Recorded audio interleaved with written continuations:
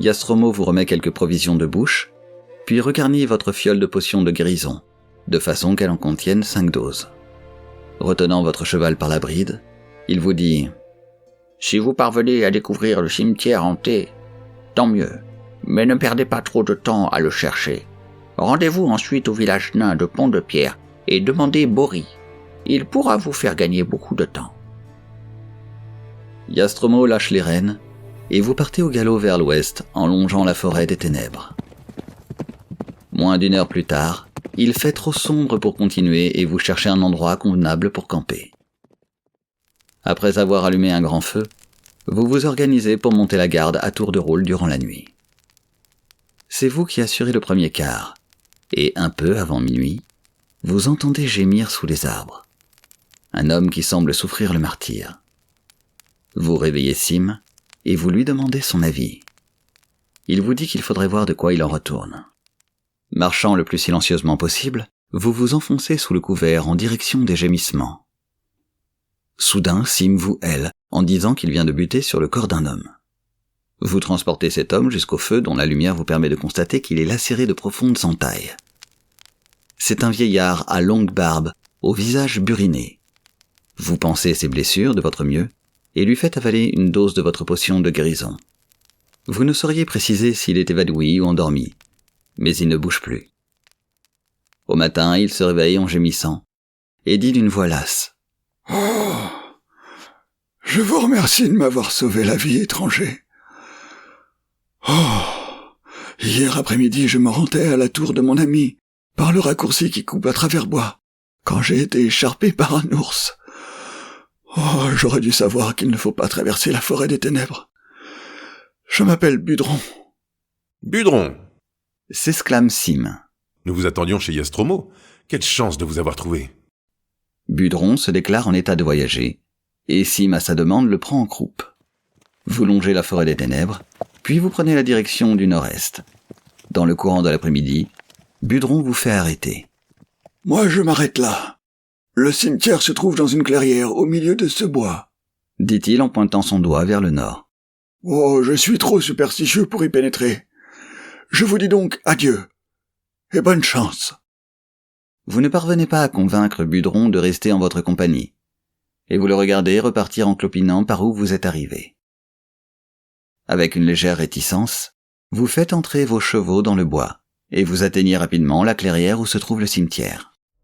Celui-ci est abandonné depuis longtemps. Les pierres tombales brisées sont envahies par la mousse, et les mauvaises herbes foisonnent. Vous dégainez vos épées, et vous approchez prudemment de la tombe la plus proche. Vous ne vous en rendez pas compte sur l'instant, mais la bague en os sur laquelle est gravé un crâne, que vous avez pris au gardien des ossements, se met à luire fugitivement. Dès que vous pénétrez dans la clairière, il se produit une chose horrible. La terre, autour des pierres tombales, se met à bouger et soudain, il en surgit un bras squelettique. C'est ensuite un crâne qui apparaît puis un deuxième, et 6 squelettes finissent par se hisser hors de leur tombe. Chacun d'eux est armé d'une épée rouillée. Mis en branle par votre maudite bague, 3 d'entre eux s'avancent vers vous d'un pas saccadé, tandis que les 3 autres se dirigent vers Sim. La frayeur passée, vous vous rendez compte que ces squelettes n'ont rien d'exceptionnel et armés de l'épée de Razak. Vous n'en faites qu'une bouchée. Sim, de son côté, manie l'épée aussi adroitement que vous, et il vient à bout de ces 3 squelettes sans trop de difficulté. L'atmosphère du cimetière est un peu moins pesante maintenant, bien que quelques sons lugubres se fassent entendre, sans que vous arriviez à en déterminer l'origine. Vous entreprenez de gratter la mousse qui recouvre les pierres tombales pour lire les inscriptions, et la 3e dalle vous livre ce que vous cherchez, l'épitaphe de Tamal. Elle est rédigée en caractères anciens et dit ceci. « Si mon corps gît ici, je suis toujours vivant, car mon âme est mon fils, et mon pouvoir est grand. Tamal, décédé en ce bas monde, à l'âge de 108 ans. » Sachant que le moindre détail peut s'avérer important, vous gravez l'épitaphe dans votre mémoire, pendant que Sim examine les autres sépultures. Soudain, il vous hèle, en criant qu'il aperçoit le bout d'une baguette d'argent dépassant du sol, et vous le rejoignez. il vous vient à l'esprit qu'il pourrait s'agir de l'autre moitié de la baguette que vous avez trouvée après avoir affronté le démon ligneux. Dès que vous touchez la baguette d'argent, le vent se met à mugir en faisant tourbillonner les feuilles. Les arbres se mettent à se courber, les feuilles et les petits branchages arrachés par le vent viennent vous cingler. À travers les hurlements de la tempête, vous entendez le sinistre rire d'une femme et soudain, un éclair jaillit du ciel, suivi d'un coup de tonnerre au-dessus de votre tête. Sim et vous-même, vous vous aplatissez au sol. Au même moment, la foudre tombe sur un arbre voisin dont le tronc se fend en deux. La fumée s'élève du bois carbonisé et vous vous estimez heureux de ne pas être blessé. Puis le calme revient peu à peu. Le vent emporte les échos du rire féminin et tout est à nouveau silencieux. Vous examinez la baguette qui mesure une 50aine de centimètres. L'une de ses extrémités est filetée, alors que l'autre se termine par une boule pleine, frappée d'un symbole magique. Vous sortez de votre sac l'autre moitié de la baguette, et vérifiez que ce sont bien les deux moitiés d'un même élément. Elles correspondent parfaitement. Après avoir vissé l'une sur l'autre les deux moitiés de la baguette, vous tentez de découvrir si celle-ci possède des vertus magiques. Le contraire serait étonnant. Vous en frappez le sol, mais rien ne se produit. Finalement, vous la dirigez vers un lapin qui passe par là, et vous voyez avec stupeur l'animal s'arrêter net. En vous approchant de lui, vous constatez qu'il est totalement paralysé. Ainsi donc, vous voilà en possession d'une baguette paralysante. Le moral au beau fixe, vous remontez à cheval, vous sortez du bois, et vous vous dirigez vers le nord et Pont-de-Pierre. Le restant de la journée s'écoule sans incident, et le soir tombe lorsque vous arrivez en vue de Pont-de-Pierre. Il vous faut toutefois encore 1 heure pour atteindre un pont qui enjambe un cours d'eau, et vous amène à Pont-de-Pierre. Deux nains qui montent la garde sur le pont vous interpellent, l'air sévère. Vous leur répondez que vous êtes des amis de Nostromo et que vous cherchez Bori. Du coup, leur attitude change du tout au tout. Devenus amicaux et causants, ils vous font traverser le village pour vous conduire à l'écurie dans laquelle habite Bori. Vous frappez à la porte qui vous est ouverte par un nain souriant, bedonnant, doté de joues rubicondes et d'une grande barbe. « Salut !» dit-il jovialement. « Je suis Bori, et vous devez être les amis de Nostromo. Entrez et servez-vous, le lago est tout chaud. Je viens de le faire cuire. Pendant ce temps-là, je m'occupe de vos chevaux. » Vous acceptez la cordiale hospitalité de Bori, et vous mangez jusqu'à ce que vous soyez prêt à éclater. Bori vient vous rejoindre, et vous lui expliquez votre mission. Il vous écoute de toutes ses oreilles, car comme tous les nains, il adore les récits de cap et d'épée. Finalement, quand il semble estimer qu'il sait tout ce qu'il a à savoir, il prend la parole. « Bon, eh bien, j'ai l'impression que c'est l'heure de se coucher. Installez-vous confortablement dans la paille et demain matin, je vous ferai voir quelque chose de pas ordinaire. Mon invention. » Le lendemain, après un rapide casse-croûte, vous sortez de l'écurie pour retrouver Bori et découvrir sa fameuse invention. Dans la cour vous attend le spectacle le plus extraordinaire que vous ayez jamais vu. À l'aide d'un grand feu, Bori est en train de gonfler d'air chaud un ballon énorme, aussi haut que la tour de Nostromo, qu'un groupe de nains empêche de s'envoler en se cramponnant à des cordes. Au milieu des crépitements du feu, Bori, très excité, vous crie. « Voilà mon invention. C'est un ballon à air chaud. On y suspend un panier, la nacelle, dans lequel on peut parcourir des distances considérables dans les airs. Poussé par les courants aériens et le vent, ce ballon est capable de survoler montagnes et lacs. D'après ce que vous m'avez raconté, le plus urgent est d'essayer de découvrir le Gargantis. En voyageant par les airs, nous éviterons un voyage fastidieux et dangereux. Si donc vous voulez bien monter à bord, nous allons décoller. Et si vous avez une idée de la direction à prendre, c'est le moment de le dire. Le vent soufflant au sud-est, j'espère que vous ne voulez pas aller vers l'ouest. » Émerveillé par ce prodigieux ballon, vous grimpez vite dans la nacelle. Bori ordonne aux nains de larguer les amarres, et le ballon s'élève rapidement et sans heurts. Au début, vous n'êtes pas très rassuré, mais la beauté du panorama et la douceur du vol vous détendent, et vous commencez bientôt à apprécier ce voyage silencieux. Du haut du ciel, les frondaisons de la forêt des ténèbres paraissent minuscules, et il semble incroyable qu'elles puissent receler autant de dangers. Alors, où va-t-on ? Dans la direction que prend le ballon, 3 choix s'offrent à vous. la forêt des araignées, le plat pays occidental et la plaine de bronze. Comme l'a si justement dit Bori, votre objectif premier est de trouver le Gargantis, et vous vous rappelez que vous aviez trouvé un parchemin relatant la légende du fabuleux Gargantis. Sur celui-ci, il était dit que l'une de ces créatures, rares et dangereuses, était censée habiter les souterrains mugissants du plat pays occidental. Après avoir laissé derrière vous la forêt des ténèbres, vous survolez la lisière occidentale des collines de la Pierre de Lune, dans laquelle 2 jours plus tôt, vous cheminiez au milieu des dangers. La forêt des araignées ne tarde pas à apparaître, très semblable d'aspect à la forêt des ténèbres, et vous savez qu'elle recèle tout autant de périls cachés.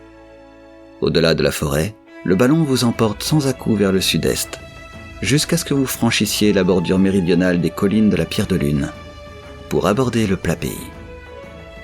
Où voulez-vous atterrir ? S'enquiert Bori sans desserrer les dents du tuyau de sa vieille bouffarde. Vous observez le sol au-dessous de vous, à la recherche d'indices. En survolant un petit mamelon, vous apercevez ce qui paraît être l'entrée d'un souterrain. Très excité, vous criez à Bori de se poser, et il laisse aussitôt échapper l'air du ballon. Votre altitude décroît progressivement, jusqu'au moment où Bori vous recommande de vous cramponner car vous allez atterrir. La nacelle heurte le sol assez rudement et se retourne, mais personne n'est blessé. Tout le monde est de bonne humeur, et c'est en riant que vous entreprenez de vous dépêtrer les uns des autres. Vous pliez le ballon dégonflé, et vous le cachez, avec sa nacelle, à l'entrée du souterrain. Espérons que ce monstrueux Gargantis n'est pas une légende. Dit Sim. Voilà un souhait que je pourrais bien regretter par la suite. Vous dégainez vos épées, vous allumez les torches dont vous vous êtes munis, et vous vous engagez prudemment dans la galerie qui descend en pente douce. Au bout de 5 minutes, vous atteignez une bifurcation. La sempiternelle question que tout aventurier se pose obligatoirement se présente à vous. Par où allez-vous aller ? À gauche ou à droite ? Vous décidez de prendre à droite. Le souterrain est tortueux, sinueux, et vos torches font danser des ombres inquiétantes sur ses parois rugueuses. Soudain, vous entendez des pas qui marchent vers vous, et vous vous préparez au combat. 6 êtres disgracieux que l'on pourrait prendre pour un mélange d'orques et de trolls, avec leurs grandes oreilles et leurs dents semblables à des crocs, font leur apparition. Leurs longues chevelures hirsutes sont tressées avec des os, et ils portent des armures faites de larges plaques de métal hérissées de pointes et de clous. Les Doragars sont des guerriers sadiques qui prennent plaisir à infliger les blessures les plus cruelles avec leurs armes redoutables. Sim et Bori assurent leur prise sur leurs armes respectives et, ensemble, vous vous ruez au combat. Le souterrain s'emplit de cris de guerre et des cliquetis des armes qui s'entrechoquent. L'exiguïté des lieux rend difficile les passes d'armes, et c'est avec des ecchymoses et des plaies sur le corps que vos 2 compagnons et vous-même sortez vainqueurs de l'affrontement. Pendant qu'ils pansent leurs plaies, vous fouillez les cadavres et vous trouvez un sac de cuir attaché à la ceinture du chef. Ce sac contient une clé de bronze et un peu de poudre brune dans une petite boîte en fer blanc. Vous empochez la clé et vous montrez la poudre à Sim en lui demandant s'il sait ce que c'est. Du tabac à priser. Une belle saleté. Il vide la boîte sur le sol et vous décidez de ce que vous allez faire. Vous pouvez continuer à longer le souterrain, ou bien revenir sur vos pas jusqu'à la bifurcation et explorer l'autre galerie. Vous proposez de continuer à longer le souterrain. Quelques minutes plus tard, vous entendez des coups sourds contre la muraille rocheuse et des cliquetis de chaînes. À chaque détour du souterrain, le bruit de martèlement s'intensifie. Vous ne tardez pas à apercevoir des silhouettes affairées, alors que celles-ci ne semblent pas remarquer votre présence. 2 hommes maigres, à la peau blême, défoncent la paroi de la galerie à coups de pioche, tandis qu'un 3e charge les gravats dans une brouette. Vous vous approchez, et vous remarquez que les mineurs ont des yeux écarquillés, globuleux et vides d'expression. Les Doragars devaient être les gardes chiourmes chargés de surveiller le travail de ces zombies dans le souterrain. Mais pour le compte de qui ? Du Gargantis ? Dit Sim. Quoi qu'il en soit, nous avons manifestement atteint l'extrémité de cette galerie. Le mieux est de faire demi-tour et de retourner à la bifurcation. Vous hésitez, et finalement demandez à vos amis de vous attendre. Vous vous approchez du zombie qui charge la brouette et qui continue son travail comme si vous n'existiez pas. Poursuivant votre chemin, vous avancez jusqu'à l'endroit où les deux autres creusent la roche. Et à ce moment précis, vous remarquez qu'ils ont tous un 5 tatoué sur le bras. Sous le coup d'une intuition, vous prenez mentalement note de ce chiffre avant de rejoindre vos compagnons et d'adopter la seule solution possible, retourner à la bifurcation. Lorsque vous arrivez à l'endroit où vous avez tué les Doragars, vous avez la surprise de constater que leurs corps ont disparu. Une traînée de sang aboutit à une muraille rocheuse, dans laquelle vous découvrez la feuillure révélatrice d'une porte. Mais vous avez beau pousser, celle-ci ne s'ouvre pas. Et Sim, lui-même, malgré ses multiples talents, ne parvient pas à la faire bouger. En collant l'oreille contre le rocher, vous n'entendez aucun bruit. Vous ne voulez pas perdre votre temps à tenter d'ouvrir une porte cachée, qui de toute évidence risque de vous donner du fil à retordre, pour peut-être ne même pas réussir à s'ouvrir. Vous préférez continuer jusqu'à la bifurcation et prendre l'autre galerie. Le souterrain descend en pente douce, chichement éclairé par des bougies auxquelles des crânes humains fixés à la muraille à 30 mètres d'intervalle servent de support. Votre torche projette une lumière vive autour de vous. Mais vous ne distinguez pas ce qui se trouve à une certaine distance. Pas plus que vous ne remarquez l'étrange créature gélatineuse collée à la voûte. Lorsque vous passez dessous, elle se laisse tomber sur vous. Cette créature est un mangeur de fer. Aussitôt sur vous, elle commence à s'alimenter, pas de votre chair, mais du métal de votre armure. Il faut vous en débarrasser. La créature vous enveloppe comme une énorme amibe. Aidé par vos compagnons, vous vous extrayez de la masse gélatineuse qui émet des bruits de succion en s'éloignant de vous pour venir se frotter à la paroi et remonter se coller au plafond dans l'attente d'une nouvelle proie. Vous continuez d'avancer, mais maintenant vous gardez un œil sur la voûte. Bien entendu, votre attention sur vos pieds s'en trouve réduite, et vous ne remarquez pas la pierre qui est devant vous. Par chance, vous l'enjambez, évitant ainsi un piège sans le savoir, et vous continuez votre chemin. Bientôt un son se fait entendre, un bruit cahotant, comme celui que produiraient des roues sur un sol rocailleux. Vous vous arrêtez presque de marcher dans l'attente de voir ce qui est à l'origine de ce bruit. Un être émerge lentement des ténèbres, poussant un chariot plein d'ossements. Il est hideux et très musclé, avec de longs bras terminés par des griffes acérées. Des dents pointues dépassent comme des défenses de sa bouche baveuse. En vous apercevant, le troll des cavernes pousse un grognement, lâche son chariot et bondit vers vous en brandissant une massue. Celle-ci vient s'abattre sur votre bouclier qui résonne comme une cloche. Vous accusez le coup et fléchissez sur vos genoux. Sim et Bori viennent respectivement frapper l'un la main qui tient la massue, l'autre l'un des pieds du troll des cavernes. L'être hideux recule en couinant, puis revient à la charge. Mais persécuté par Sim et Bori, chacun de son côté et par vous devant, le troll finit par s'emmêler les pinceaux et se retrouve piqué et lardé par 3 combattants qu'il n'aurait jamais dû croiser. Les vêtements du troll recèlent une petite boîte en bois, mais vous en désintéressant pour le moment, vous renversez le chariot. Sous le chargement d'os, vous découvrez une seconde boîte en bois, beaucoup plus grosse que celle dissimulée dans les vêtements du troll. Vous en soulevez prudemment le couvercle, et vous n'y trouvez que des bouteilles vides de bière facochère, la boisson favorite des trolls. La boîte contient également un opuscule édité par la petite brasserie et intitulé « Le livre facochère des records trolls ». Bori fait la grimace. « Bah, de la bière facochère », dit-il d'un air écœuré. « Comment peut-on boire une lavasse pareille ? Ces trolls sont vraiment les pugnons. Ils ingurgitent n'importe quoi. Mais comme ils ne savent pas lire, je ne comprends pas pourquoi on publie ce livre. J'aimerais quand même y jeter un coup d'œil pour voir à quel point les trolls peuvent être stupides. » Vous décidez qu'une pause ne serait pas superflue, et laissez ainsi à Bori le temps de lire le livre. Le nain passe les 5 minutes suivantes à marmonner dans sa barbe, en traitant les trolls de tous les noms d'oiseaux qui lui viennent à l'esprit. « Comment peut-on faire une chose pareille ?» s'exclame-t-il soudain. « Savez-vous combien le troll qui détient le record d'Alanzia a cloqué d'oreilles de Falfadé au dernier concours ? 119 ! Ces trolls sont vraiment capables de tout pour se faire le maquer. Allez, venez, on s'en va. » Bori se lève brusquement et part en jetant le livre par-dessus son épaule. Vous lui emboîtez le pas, et Sim suit le mouvement en demandant à Bori s'il est le plus petit de tous les nains d'Alanzia. « Mêlez-vous de ce qui vous regarde. » bougonne Bori sans se retourner. Le souterrain aboutit bientôt à un embranchement.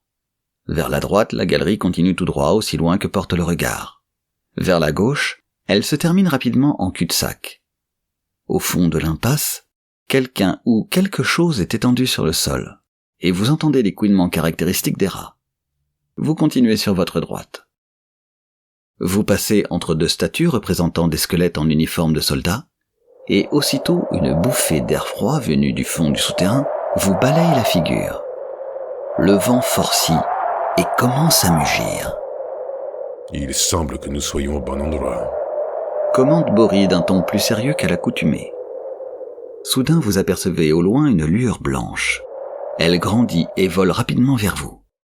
Quand elle est suffisamment proche, vous voyez qu'il s'agit d'un être au visage torturé, traînant derrière lui un corps impalpable. Sa bouche s'ouvre toute grande, et il en sort un hurlement à vous glacer le sang. C'est un fantôme de glace! S'égosillissime pour se faire entendre. Ne le laissez pas vous toucher au passage! Attention, en voilà deux autres! Vous ne quittez pas des yeux les fantômes de glace qui foncent vers vous. Vous sentez vos membres se raidir, comme tétanisés par la peur. Les corps impalpables des fantômes de glace se rapprochent rapidement. Mais puisant dans votre volonté, vous parvenez à vous arracher à cette paralysie et à éviter les fantômes. Sim et Bori réussissent également à les esquiver.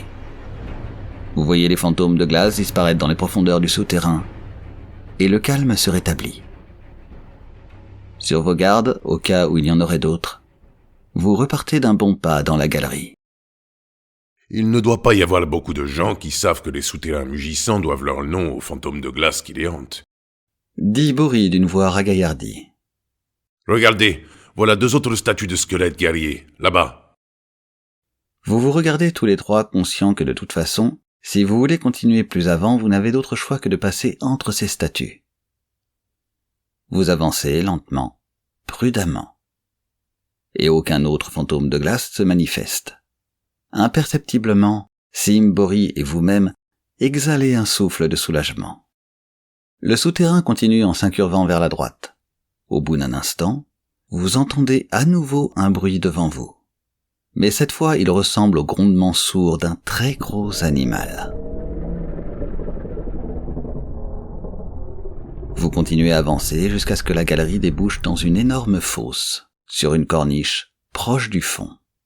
Une odeur de putréfaction vous emplit les narines. Cette puanteur provient de l'épaisse couche de fange qui couvre le fond de la fosse, juste au-dessous de la corniche. De cette boue émergent deux pattes vertes, écailleuses, que vous suivez des yeux jusqu'à un tronc colossal, couronné d'une tête monstrueuse, dont la gueule béante est hérissée de longs crocs pointus. Une corne blanche spiralée se dresse sur le front de la bête. Vous venez de trouver le Gargantis. Bien que le monstre légendaire ait la vue faible, il détecte aussitôt votre présence et tend vers la corniche une gigantesque patte griffue. Battant précipitamment en retraite, vous regagnez la sécurité de la galerie. Une fois hors de portée du Gargantis, vous exposez votre projet à Sim et à Bori. Descendre dans la fosse fangeuse pendant qu'ils distrairont l'attention du Gargantis en lui décochant des flèches. Ce plan adopté, vous tirez votre épée et vous retournez sur la corniche. Le Gargantis pousse un terrible rugissement et essaye de vous atteindre avec sa patte aux griffes acérées. Sans aucune intervention consciente de votre part, le sang du caméléonite dote automatiquement votre corps d'un nouveau mécanisme de défense. Votre peau prend la même teinte verdâtre que la fange de la fosse, et vous disparaissez subitement aux yeux du Gargantis. Bien qu'il soit toujours conscient de votre présence, il ne parvient pas à vous atteindre avec ses griffes, et Sim et Bori détournent son attention en décochant des flèches sur son énorme torse. Celle-ci entame à peine son cuir épais, mais le Gargantis n'en pousse pas moins un cri de douleur. Malheureusement, il dispose également d'un mécanisme de défense. Une glande réagit à la souffrance en émettant un flux d'énergie mentale d'une redoutable puissance. Mais le cristal de raison que vous aviez trouvé au fond du tonneau du vieux chercheur d'or capte les ondes mortelles et neutralise l'agression mentale, protégeant par là même vos deux compagnons d'un terrible accès de folie. Réalisant que le Gargantis est un animal d'une puissance fabuleuse, vous décidez de réfléchir à un nouveau moyen d'en venir à bout. C'est alors que vous pensez à la baguette magique dont vous avez réussi à trouver et assembler les deux parties. Elle avait pétrifié le lapin. Serait-elle assez puissante pour en faire de même avec le Gargantis ? La baguette magique à la main, vous la braquez sur le Gargantis. Quelque part, à des centaines de kilomètres de là, le lapin revient à la vie et reprend sa course dans les herbes sans même se rendre compte que celle-ci a été interrompue. Et alors qu'une gigantesque patte griffue s'abaisse vers vos amis et vous la voyez s'immobiliser brusquement à quelques centimètres de votre visage. Le Gargantis est paralysé, et Bori et Sim manifestent bruyamment leur joie. Vous laissez l'agile Sim escalader, un couteau entre les dents, le corps figé de la bête. À califourchon sur les épaules du Gargantis, Sim cisaille lentement la corne blanche, la détache et la brandit triomphalement au-dessus de sa tête. Puis il saute à terre et vous remet le trophée légendaire en souriant de toutes ses dents. Après vous être émerveillé de la beauté de la corne, vous glissez celle-ci sous votre ceinture. Allons-y, dites-vous, et vous ramenez vos deux compagnons dans la galerie. Vous passez entre les statues des squelettes sans provoquer de nouvelle apparition des fantômes de glace, et vous pressez le pas. Heureusement, aucune créature hostile ne vous barre le chemin, et vous ressortez du souterrain sans encombre. Vous retrouvez le ballon et la nacelle où vous les avez laissés, et vous les traînez hors du souterrain jusqu'au pied du monticule. Pour gonfler le ballon d'El-Sho, il va nous falloir un véritable blasier, déclare Bori avec autorité. Je vais préparer l'enveloppe pendant que vous irez chercher du bois. Vous devez arpenter la plaine aride pendant près de 3 heures pour assembler suffisamment de bois. Mais en fin de compte, vous allumez un beau feu. Bori sort un tube métallique de la nacelle, l'adapte à la manche de l'enveloppe et suspend l'autre extrémité au-dessus des flammes. Le ballon s'emplit vite d'air chaud et il est presque gonflé quand vous voyez soudain un nuage de poussière s'élever à l'horizon. Des chevaux, et ils se dirigent vers nous, dit calmement Sim. J'espère que vous êtes bientôt prêts, Bori. Les chevaux sont bientôt en vue et vous constatez qu'ils sont 6, montés par autant de gnomes. Bori vous charge de détacher la corde qui retient le ballon à une souche et d'y grimper lorsque le ballon s'élèvera. Mais la corde est si tendue que vous ne parvenez pas à la dénouer et vous perdez de précieuses secondes avant de vous décider à la trancher d'un coup d'épée. Au moment où la corde se soulève de terre, un gnome arrive au galop au-dessous de vous et bondit de sa selle pour vous attraper les pieds. Le gnome parvient de justesse à attraper votre jambe gauche et il est entraîné dans les airs avec vous. Penché sur le bord de la nacelle, Bori et Sim vous encouragent de la voix et du geste pendant que vous essayez de faire lâcher prise au gnome. Vous parvenez à vous cramponner à la corde, en dépit de la surcharge, et à coups de pied, à faire lâcher prise au gnome suspendu à votre jambe. Il tombe dans le vide en poussant un cri horrible, pendant que vous grimpez le long de la corde et vous hissez dans la nacelle. Vous avez l'impression que le ballon s'élève avec une lenteur désespérante, car en vous penchant hors de la nacelle, vous voyez les 5 gnomes, le 6e qui s'était accroché à vous ne se relevant pas, qui, descendus de cheval, décochent leurs flèches sur vous. L'une d'entre elles passe au-dessus de votre tête, et les yeux écarquillés, vous vous retournez de peur de la voir se ficher dans la toile du ballon. Mais par chance, elle n'a fait que la frôler. Les autres flèches manquent leur cible, et 2 d'entre elles se plantent dans la nacelle sans autre conséquence. Le ballon s'élève hors de portée. On l'a échappé belle. Marmonne Bori. Mais là-haut, au moins, on est tranquille. Espérons que le vent continue là à nous pousser vers le nord-ouest. Fatigué, vous vous asseyez au fond de la nacelle et vous décidez de faire un petit somme. Mais Bori, maintenant qu'il a retrouvé son cher ballon, est d'humeur causante et s'efforce de vous tenir éveillé. C'est incroyable ce que tout peut être cher de nos jours, dit-il. Vous savez ce que coûte une bonne masse d'armes, même dans une ville de voleurs comme le pôle de Sable Noir? Vous répondez avec lassitude que vous n'avez pas la moindre idée de ce que peut coûter une masse d'armes. 35 pièces d'or, pas moins, s'exclame Bori. C'est grotesque. Pour ce prix-là, on peut s'offrir une paire de belles bottes de cuir, une épée et un bouclier, et il vous reste là encore de quoi vous payer un repas chaud et une panne de bière dans une taverne. Quand je serai rentré chez moi, je me ferai forgeron et je me spécialiserai dans les armes. Pendant les 2 heures suivantes, Bori continue à papoter, enchaînant légendes des nains et anecdotes personnelles. Mais soudain, Sim tend le bras vers l'ouest et crie « Regardez, un point noir dans le ciel, et il se dirige vers nous !» Lorsque vous tournez les yeux vers l'objet volant, votre cœur se serre. C'est une gigantesque créature ailée, dotée d'un long cou et d'une grande queue pointue. Elle est couverte d'écailles rouges et mesure près de 25 mètres. Certains dragons sont indifférents, d'autres sont hostiles. Mais un dragon rouge adulte est toujours agressif. Et comble de malheur, il a le pouvoir de cracher le feu. Boris, si vous ne posez pas ce truc en vitesse, nous sommes fichus. Avertissime. Mais il est déjà trop tard. Le dragon rouge fonce en piqué et lance un jet de flamme en plein sur le ballon qui prend aussitôt feu et tombe comme une pierre. C'est la fin. Plus rien ne peut vous venir en aide. Le ballon, boule de feu incandescente, se précipite vers le sol, vous entraînant avec lui. Vous et vos amis basculez par-dessus la nacelle pour échapper aux flammes, mais votre sort n'en demeure pas moins la mort. C'est alors que vous vous rappelez de cet esprit d'un autre plan lorsque vous cherchiez Yastromo, qui vous avait dit pouvoir vous venir en aide une fois. Le Souma. Oui, peut-être qu'il reste un espoir. Quel était son nom déjà? Eleven.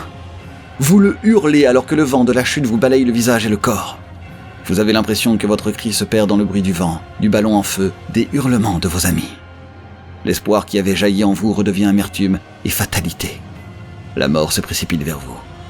C'est alors qu'un être humain se matérialise subitement à vos côtés, doré et étincelant. « Je vais vous sauver la vie, » dit le Souma en souriant. « mais je ne pourrai plus rien faire pour vous dans l'avenir. » Puis il disparaît, et à votre propre stupeur, le dragon rouge revient à tire d'aile et se place au-dessous de vous, ce qui vous permet de vous poser sur son dos. Vous grimpez tous les trois à califourchon sur son cou. Vous vous étreignez emporté par un fou rire. Vous êtes vivant. Vivant et montant un dragon rouge.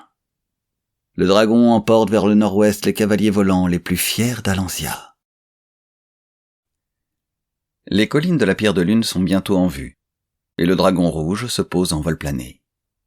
Il reprend son essor dès que vous avez mis pied à terre, et vous vous retrouvez sain et sauf. Comme la nuit ne va pas tarder à tomber, vous cherchez des yeux un endroit où dormir, afin d'être bien reposé, pour affronter votre ultime adversaire. Vous gagnez le pied des collines pour y passer la nuit. Vous y découvrez rapidement une petite grotte où vous vous abritez. Vous vous endormez aussitôt, et vous vous réveillez peu après le lever du soleil. Le ciel est toujours aussi triste et gris, et en sortant dans la grotte, vous remarquez que toute l'herbe environnante est morte, et que les arbres noirâtres semblent carbonisés. « On ne doit pas être loin de la clevasse, » dit Boris en vous rejoignant. « Il suffit de renifler. On sent la vapeur pestilentielle d'ici. » approuve Sim, en émergeant à son tour de la caverne. « Allez les gars, qui même me suivent. » Au moment où Sim commence à gravir la pente, Boris signale qu'un homme vêtu d'une longue robe se dirige vers la grotte. Vous attendez pour voir. Vous constatez bientôt qu'il s'agit d'un petit vieillard drapé dans une longue robe jaune. Il est complètement chauve et apparemment aveugle, bien qu'il se dirige vers la caverne d'un pas alerte en explorant le sol du bout de son bâton noueux. Lorsqu'il arrive à votre hauteur, vous voyez que sa robe est couverte d'étranges symboles. Brusquement, il s'immobilise et se redresse, mais ne dit mot. Vous décidez de lui adresser la parole, mais la région est trop dangereuse pour faire confiance à qui que ce soit, fût-ce à un aveugle. Vous restez à bonne distance du vieillard, et vous lui demandez où il va. « Rendre visite à mon ami le guérisseur, » répond-il d'une voix douce. « Il vit dans les collines de la Pierre de Lune. Mais, vous-même, qu'est-ce qui vous amène ici ?» Vous lui répondez que vous êtes venu tuer Razak. Si le vieil homme est un sbire du nécromancien, vous allez vite être fixé. Le vieil homme sourit et hoche la tête d'un air satisfait. « La tâche que vous êtes assignée est positivement titanesque, et j'aimerais vous aider si je le pouvais. Je possédais autrefois une connaissance étendue des symboles et des langues, que j'ai interprétées jusqu'au jour où le maudit seigneur Azul m'a fait crever les yeux dans ces oubliettes du port de sable noir. Le magicien Nicomède est parvenu à me faire libérer, mais, évidemment, mes talents sont maintenant bien diminués. Néanmoins, si vous êtes en possession d'un écrit quelconque, dont vous ne comprenez pas le sens, mais que vous pouvez me lire, je serais heureux de vous venir en aide. » Vous êtes effectivement en possession d'un tel parchemin. Vous l'aviez trouvé dans l'antre du géant des montagnes, à l'intérieur de ce coffre où 2 rats vous avaient sauté dessus. Vous vous en rappelez bien car l'un des rongeurs vous avait mordu, et vous aviez eu peur qu'il ne vous ait transmis la rage. Vous lisez comme vous le pouvez de manière phonétique, à haute voix, le texte écrit sur le parchemin, et le vieil homme s'irrite vite de votre mauvaise prononciation. « Épelez-moi les mots lettre par lettre », dit-il d'un ton quelque peu bourru. Vous vous exécutez, mais lorsque vous avez terminé, le vieillard garde le silence. Il finit par pousser un grognement de satisfaction et déclare « Ah, eh bien, vous avez découvert quelque chose de très intéressant. La langue est de l'amacaïen. Les Amacaïs, au cas où cela vous intéresserait, sont les derniers survivants d'un âge plus magique que le nôtre. Il en reste encore quelques-uns dans les contrées désertiques. Ce sont des êtres très étranges, avec un petit corps desséché et une grosse tête de vautour, que des envoûtements secrets maintiennent en vie bien au-delà de la durée normale de leur existence. Se considérant comme des savants, ils se laissent rarement entraîner dans des conflits et se sont spécialisés dans la magie défensive. Et ce que vous avez là, c'est un écran magique contre tous les rassemblements d'animaux ou d'insectes. Très utile, en vérité. Pour que le sortilège agisse, il vous suffit de dire « Amakeis Sinaya » avec votre esprit. Voilà. Eh bien, écoutez, je suis ravi de vous avoir aidé et j'espère que vous réussirez dans votre entreprise. Et maintenant, je dois vous quitter. Je vous dis donc adieu et bonne chance. Pendant un instant, vous regardez le vieil homme reprendre sa route de son paleste. Puis vous faites demi-tour et vous suivez Sim qui, comme toujours, a hâte de poursuivre son chemin. Une demi-heure plus tard environ, vous entendez un cri de guerre et un cliquetis d'armes provenant du versant opposé de la colline. En arrivant au sommet de celle-ci, vous découvrez un spectacle inattendu. 3 elfes malfaisants femelles attaquent un chevalier qui, à genoux et blessé, se défend désespérément avec son épée. Les elfes femelles ont des crocs acérés, leurs ongles pointus sont de véritables griffes, et leurs corps sont bariolés de peintures de guerre. Armées de massues et de poignards, elles s'acharnent sur leurs victimes avec férocité. Vous vous ruez tous les 3 au secours du chevalier, chacun de vous se chargeant de l'une des sauvages femelles. Elles sont vives et hargneuses, mais face à 3 guerriers de votre trempe, elles font moins les fières. Sim, en retrait, a bandé son arc, et sa flèche percute le front d'une des elfes malfaisantes, qui se retrouve projetée en arrière. Puis il vient vous prêter main forte. Très vite, les 2 autres sont défaites, et leur cadavre vient rejoindre la première à avoir péri. Sim et Bori sont tous 2 indemnes, en dehors d'une entaille sur le bras de Bori. Vous vous agenouillez auprès du chevalier moribond, qui a un poignard de silex planté dans l'estomac. L'un de vous est-il le détenteur de l'épée de Razak? Demande-t-il d'une voix mourante. Vous répondez que vous êtes en possession de l'épée. Alors, j'aurai accompli ma mission. J'ai un message de Yastromo à vous transmettre. Si vous tuez Razak, fuyez. Fuyez immédiatement la crypte. Sinon, vous périrez. Le brave chevalier n'en dit pas davantage, et meurt avant même que vous ayez pu le remercier. Savoir que Yastromo continue de vous aider, fût-ce de loin, raffermit votre résolution, et vous repartez plus déterminé que jamais. Au bout d'1 heure de marche difficile dans les collines noircies, vous atteignez enfin votre but. La crevasse éventre le fond d'une vallée, comme une énorme plaie d'où s'échappent des vapeurs putrides. Vous vous approchez avec circonspection de sa bordure déchiquetée, et vous jetez un coup d'œil dans l'ouverture béante. Le long d'une des parois, des marches s'enfoncent dans un gouffre ténébreux. Vous reculez pour élaborer un plan d'action.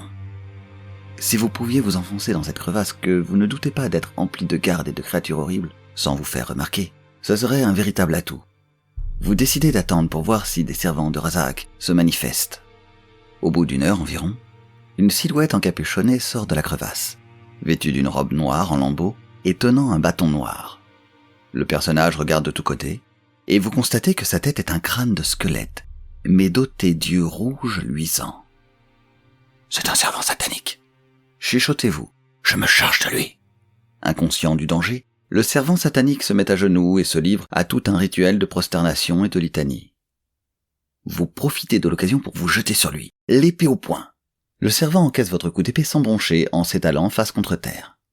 Vous le voyez se relever ou faire face, sans éprouver la moindre peur.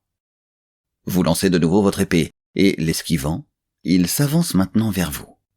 Il attaque et se défend à main nue, et sa force surhumaine vous surprend. Ce doit être un démon inférieur. Heureusement pour vous, il est lent. Ce n'est certainement pas l'un des gardes. Après avoir paré de votre épée une attaque, vous lui assénez 2 redoutables assauts consécutifs, et le sortilège qui l'anime se trouve rompu. En un instant, il ne reste plus de lui qu'un tas d'ossements sans vie. Vous dépouillez le démon de sa longue robe que vous enfilez en rabattant le capuchon de façon à dissimuler votre visage. C'est pas le fait pour vous, mais nous autres, qu'est-ce qu'on fait ? Demande Bori. Vous lui répondez que vous jugez préférable d'y aller seul, que cela attirera moins l'attention. Ce plan ne plaît ni à Bori ni à Sim, mais ils reconnaissent que sans déguisement, il serait plus une gêne qu'une aide. Ils acceptent de vous attendre pendant 3 heures, après quoi, si vous n'êtes pas de retour, ils se mettront à votre recherche. Après leur avoir serré la main, vous descendez l'escalier qui s'enfonce dans les profondeurs obscures de la crevasse. L'atmosphère méphitique vous soulève le cœur, mais vous n'en continuez pas moins. Vos yeux s'accoutument progressivement à la pénombre, et votre nez lui-même finit par s'habituer à la puanteur. En arrivant au fond, vous constatez que la vapeur émane d'une vaste coupe de pierre contenant un épais liquide pourpre qui rougeoie comme du métal en fusion. Cette mixture ne dégage aucune chaleur, uniquement l'odeur nauséabonde. Vous apercevez également de l'eau dans une vasque rocheuse, et vous vous dites qu'en versant de l'eau dans la coupe de pierre, vous arrêteriez peut-être l'émanation de vapeur. Mais vous préférez ne pas vous attarder, et chercher plutôt la crypte de Rasaak. En explorant le fond de la crevasse, vous découvrez dans la paroi une fissure tout juste assez large pour vous y faufiler. Vous trouvez également, à l'extrémité opposée, un levier qui sort de la muraille. Votre instinct vous suggère de vous glisser par la fissure. En vous faufilant tant bien que mal, vous débouchez finalement dans une vaste salle vide. 2 chandelles noires l'éclairent chichement, et vous remarquez qu'il y fait extrêmement froid. Un passage étroit s'ouvre dans le mur opposé, et il y a une trappe dans le sol fermée par un verrou. En posant votre oreille contre la trappe, vous entendez quelque chose bouger. Mais vous vous méfiez des pièges et des créatures. Et puis, plus que jamais, il faut faire preuve de prudence. Vous délaissez la trappe et empruntez le passage étroit. 30 mètres plus loin, la galerie débouche dans une autre salle. Le sol est jonché de crânes humains qui semblent tous avoir été défoncés par un instrument contondant. À l'une des extrémités de la pièce, une lourde porte de fer est fermée par de solides verrous. En vous en approchant, vous entendez frapper des coups assourdis contre le panneau. À l'autre bout de la pièce s'ouvre une arcade, dont les voussures sont sculptées de démons et de serpents. Continuant de jouer de prudence, vous préférez franchir l'arcade et emprunter la galerie qui lui fait suite. Le souterrain aboutit bientôt à une bifurcation. Droite ou gauche. Vous jouez à pile ou face dans votre tête et choisissez d'aller à gauche. Le seul éclairage de la froide galerie souterraine provient de bougies noires fixées de 10 mètres en 10 mètres. Certaines sont consumées, d'autres ne donnent plus qu'une petite flamme vacillante. Vous n'y voyez presque plus et vous arrêtez un instant.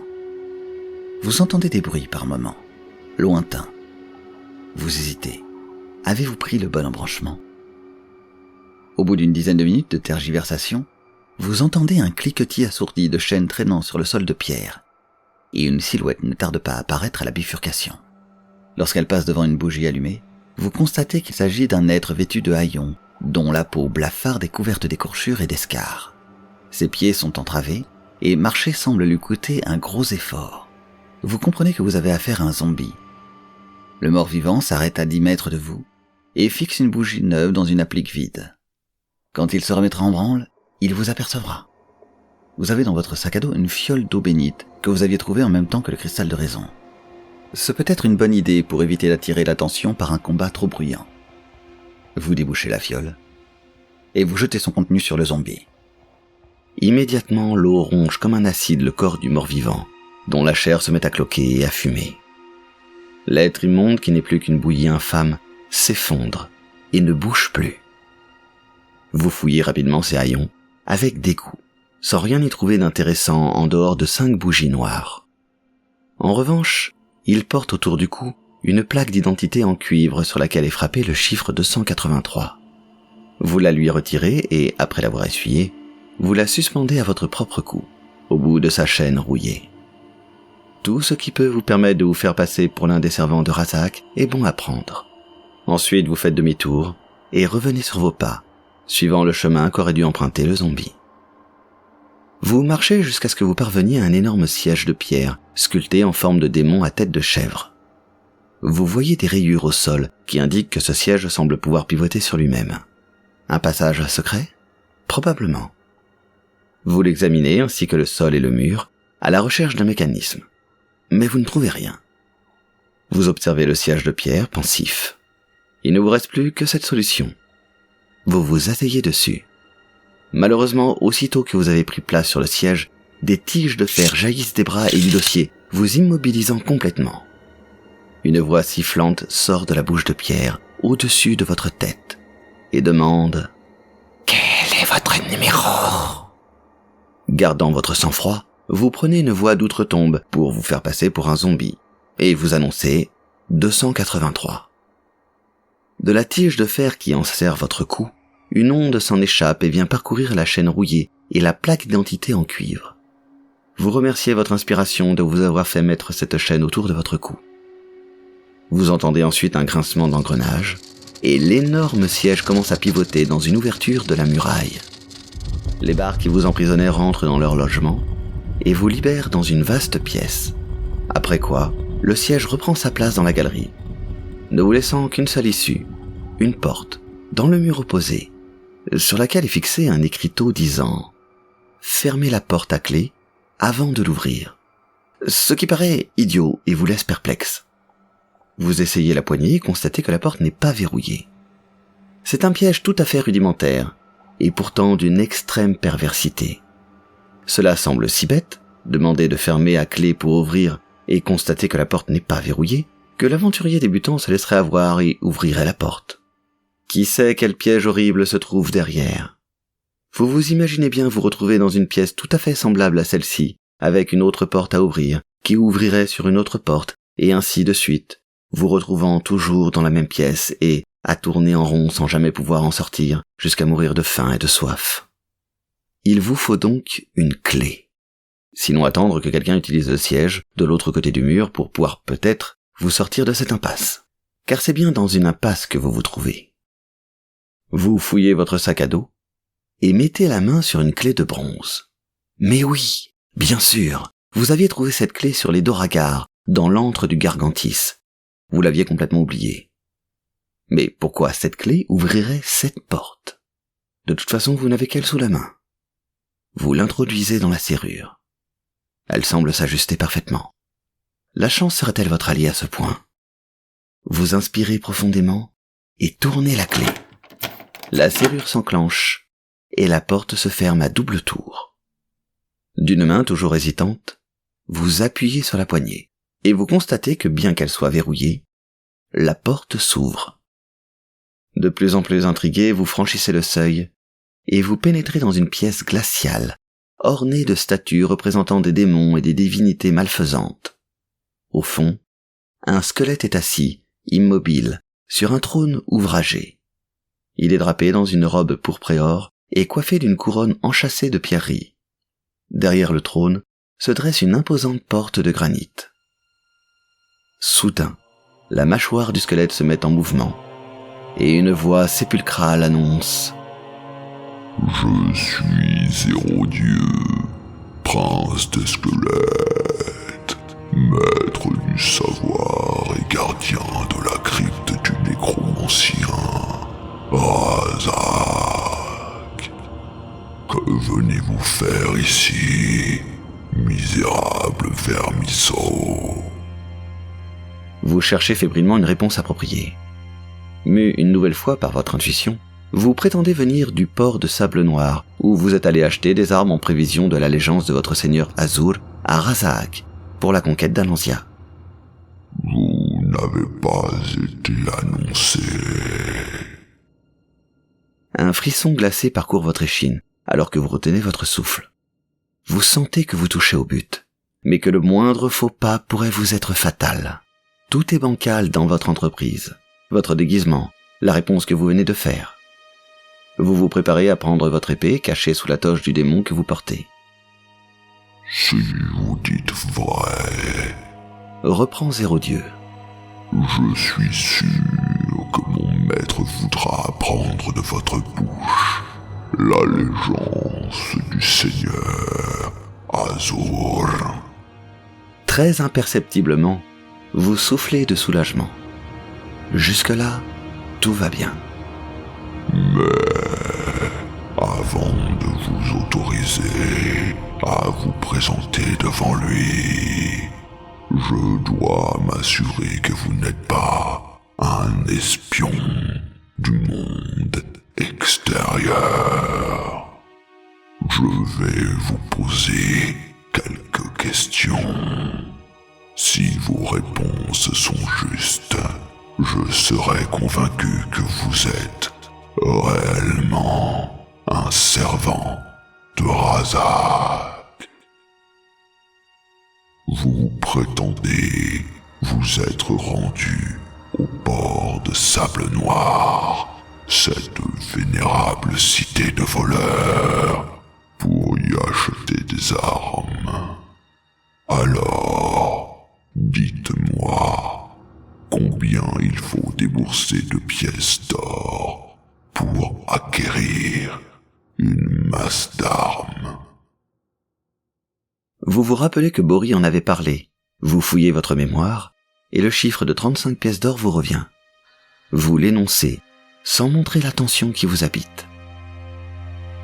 Oui, le port de Sable Noir est une cité de voleurs. Continue Zéro-Dieu.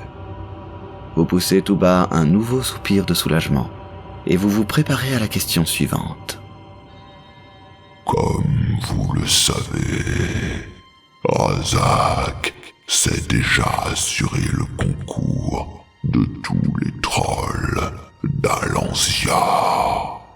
Nos amis les trolls ont quelques coutumes bizarres, dont la plus ridicule est la passion avec laquelle ils croquent les oreilles des farfadets. Combien leur champion en a-t-il dévoré d'un seul coup? Vous vous rappelez d'avoir été écœuré à l'idée de ce répugnant spectacle, quand Bori l'avait lu. Vous annoncez 119 oreilles. Stupide troll, nous avons besoin d'eux pour l'instant, mais il est évident que Razak s'en débarrassera quand il aura conquis Alansia. Ce sont de simples valets chargés de nourrir le gargantis que Razak a élevé et qui sera le fer de lance de son armée contre les forces d'Alansia. Vous songez à la corne blanche, dissimulée sous votre robe, et vous détournez les yeux en déglutissant avec effort, à l'idée que le prince des squelettes pourrait remarquer votre embarras. Quoi qu'il en soit, Reprend Zéro-Dieu. voici ce que j'aimerais que vous me disiez. Quel est le numéro tatoué par Razak sur le bras des zombies employés au forage des galeries souterraines? Une fois de plus, vous vous félicitez que votre curiosité vous ait conduit à voir ce tatouage. Vous dites nonchalamment le numéro 5. D'ici peu, Razak aura fait sortir tous les morts d'Alansia de leur tombeau et peuplé de zombies les rangs de son armée. Ce sera un grand jour. Je commence à vous croire, mais je vais encore vous poser une question plus difficile. Dit Zéro-Dieu en se levant de son trône. À quel âge est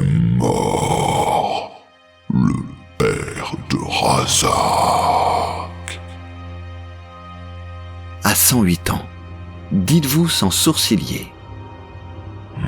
Oui, c'est exact. Approuve Zérodieu. Je vais donc vous laisser pénétrer dans la crypte. Passez par la porte de granit. Vous connaissez la combinaison, bien sûr. Les jambes flageolantes d'excitation, vous vous dirigez vers la porte de granit. Sur le mur sont alignées 9 manettes métalliques, numérotées de 1 à 9. Vous vous souvenez de cette comptine qui était gravée sur un bloc de granit en haut d'une colline et que vous aviez apprise par cœur en vous disant que ce devait être important. Il n'y a plus de doute. Une puissance invisible vous a guidé dans votre périple. Quelle qu'elle soit, si réellement quelque chose vous a aidé, elle ne peut rien par contre pour vous ici. Mais vous avez l'intime conviction qu'au cours de votre quête, vous avez obtenu ce qui vous permettra de vaincre Rasaak. Désormais, tout repose sur vos épaules. Vous entrez la combinaison en tirant les 3 manettes. 1, 8 et 4. L'énorme porte de granit coulisse lentement, et des volutes de brouillard glacé s'en échappent. Vous distinguez une silhouette enveloppée de brume, et vous avancez vers elle. La silhouette s'avance à son tour, lentement vers vous, et soudain, à travers la brume, vous apercevez qu'il s'agit de votre vieil ami, le grand magicien Yastromo. « Bonjour !» dit-il d'une voix joviale. « Avouez que vous ne vous attendiez pas à me retrouver ici !» L'une des bagues que vous portez au doigt, celle en or serti d'une pierre chatoyante que vous avez trouvée dans la tête du golem d'argile, irradie son pouvoir en vous. Vous l'ignoriez, mais la pierre de votre bague est connue sous le nom de l'œil de lynx. Celui qui la porte devient si clairvoyant qu'aucune illusion ne saurait l'abuser, quels que soient les pouvoirs du magicien qui l'a provoqué. Sous vos yeux, les traits de Yastromo s'estompent progressivement, et le hideux Rasaak apparaît sous son véritable aspect. Son corps grotesque le fait ressembler à un insecte, avec son énorme bosse dominant une tête démesurée. L'un de ses bras traîne par terre, alors que l'autre est atrophié, étiolé. Un gros œil protubérant semble prêt à tomber de son orbite, et un rictus figé tord le côté gauche de son visage difforme. Des veines rougeâtres palpitent sur son crâne chauve, et jamais vous n'avez éprouvé une telle répulsion.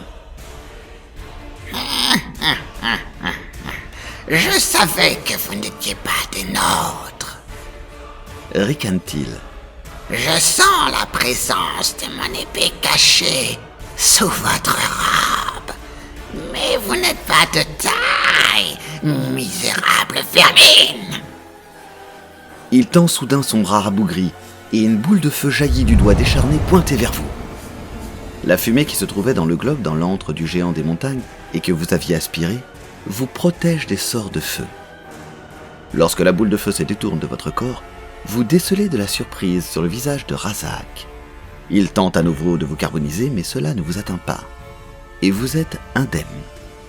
Rasaak se met alors à marmonner des mots que vous ne saisissez pas. Aussitôt, ses doigts grouillent d'énormes insectes bouffis qui essaiment de sa main, comme s'il tenait la pointe d'un cône vrombissant. Votre niveau d'alerte est au maximum, et vous réagissez immédiatement.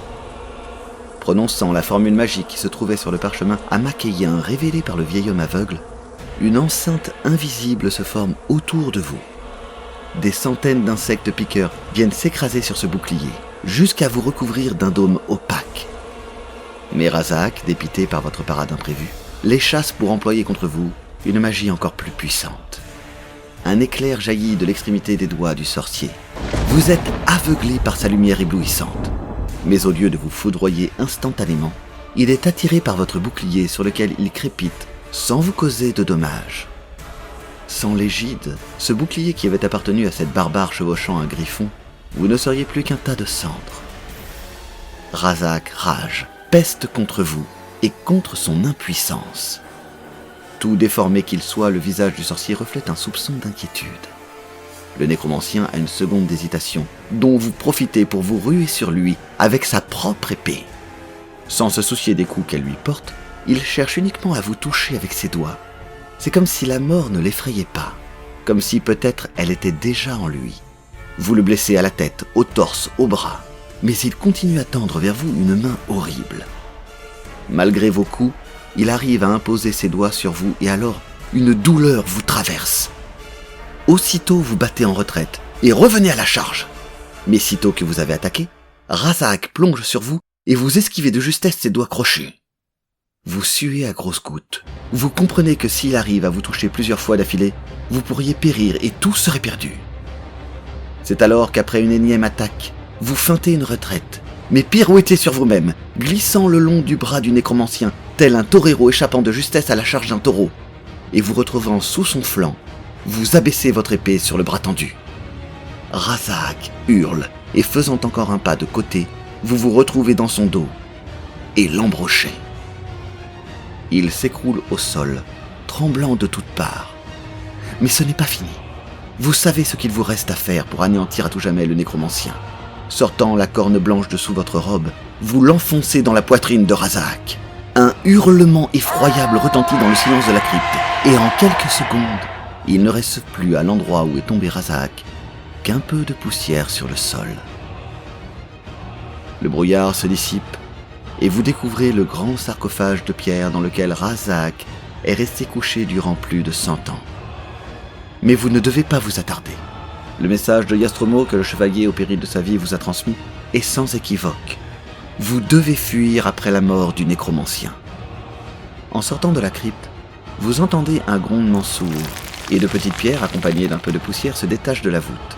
Un passage s'ouvre devant vous, et vous comprenez que le souterrain ne va pas tarder à s'effondrer, et que votre survie est une question de rapidité.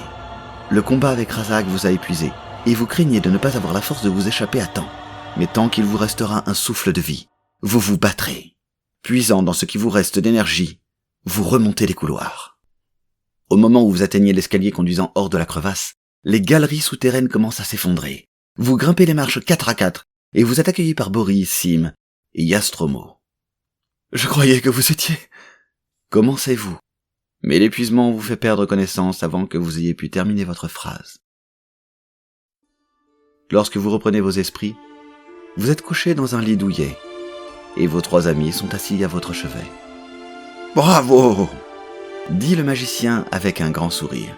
« Vous avez réussi, et comme promis, vous ne vous êtes pas transformé en squelette. Notez bien qu'il s'en est pas fallu de beaucoup. J'étais terriblement inquiet quand vous vous êtes évanoui près de la crevasse. J'ai eu du mal à neutraliser le pouvoir de l'épée de Razak et à l'arracher de vos doigts. Elle est maintenant enfouie au fond de la crevasse, sous des tonnes de décombres et de rochers, et on ne devrait plus jamais entendre parler d'elle.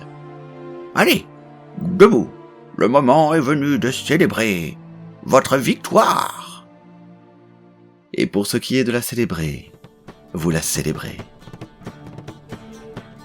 Et c'est ainsi que s'achève cette incroyable aventure de la crypte du sorcier, écrite par Ian Livingstone dans la série Les Défis Fantastiques. Les illustrations ont été faites par John Sibic. Un très grand merci pour Tom Dervin qui a fait les voix de Sim et Bori, et je ne peux m'empêcher de vous inviter une nouvelle fois à aller visiter sa chaîne. Tom est un incroyable narrateur et écrivain, et il mérite qu'on s'intéresse à lui. Quant à moi, de nouvelles aventures s'annoncent pour 2026, mais je ne suis pas contre l'idée de réadapter une autre histoire des défis fantastiques ou autres, et je vous laisse me dire dans les commentaires lequel vous aimeriez que je fasse de cette manière. Sur ce, je vous souhaite de très bonnes fêtes, et je vous dis à très bientôt. Bye bye.